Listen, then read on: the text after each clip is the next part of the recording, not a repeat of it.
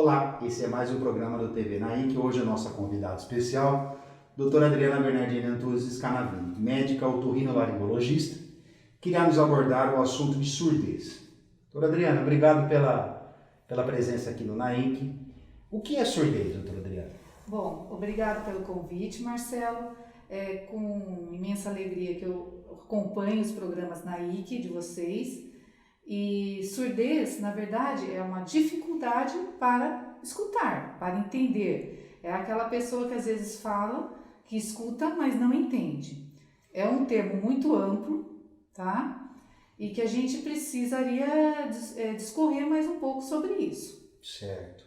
Adriana, se fôssemos falar sobre o que leva à surdez, eu sei que é muito amplo, mas assim, para uma população geral, o que tem que se atentar? Quais são alguns fatores? Quais são os fatores que podem levar à surdez? Bom, você pode ter a surdez infantil ou a congênita, que a criança nasce com problema auditivo. No Brasil, a gente tem o teste da orelhinha, que você vai detectar perdas auditivas ao nascimento, que vai ter todo um programa já do Ministério para acompanhar essas crianças. As surdezes adquiridas, essas são importantes, tá? Elas podem estar associadas a várias doenças.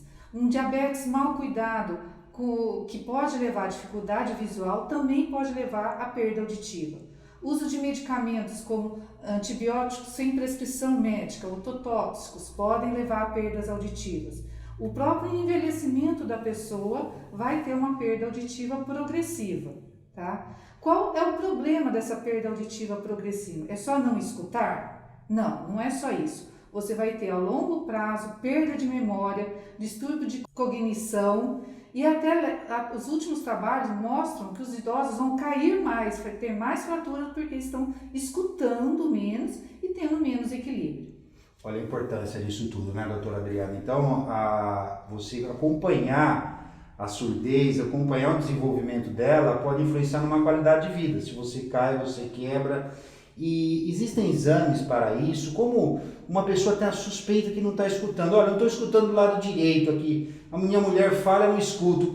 Como é que ele vai? Vai no otorrino? Quais são os exames? Como é que é o início disso? Isso é correto, Marcelo. Então, a dificuldade auditiva, ele, lógico, se for unilateral, a pessoa vai perceber mais cedo, né?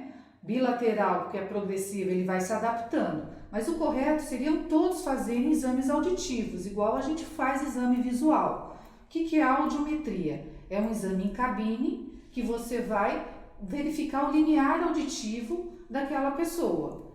E existem outros exames complementares, de acordo com a patologia da pessoa, tá? O tratamento disso, acho que você vai... Eu vejo do seguinte aspecto, né, doutora Adriana? É uma questão de saúde mundial, você fazer um controle, muitas se fala controle de diabetes, controles cardiológicos, e às vezes se esquece de uma questão tão importante quanto essa. O estudo americano coloca, de grande monta, muitos pacientes, que a avaliação por decibéis, né, que é a medida que você observa da ausculta sua, chegam até 40% dos pacientes acima de 66 anos, 80 anos, quer dizer, e isso vai aumentando com o passar das décadas. Sim. Então, é um processo que muitas vezes, invariavelmente, nós vamos ter perda. Se você tem perda visual, se você tem perda de massa óssea, você também vai ter perda auditiva. E o tratamento, doutora? Como é que o tratamento, como é uma doença multifatorial, vários fatores, diferentes causas, poderíamos colocar questões assim no idoso e no paciente mais jovem, eu acredito que seja corrigir diabetes, corrigir fatores externos e tem alguma coisa específica para melhorar essa qualidade do paciente escutar?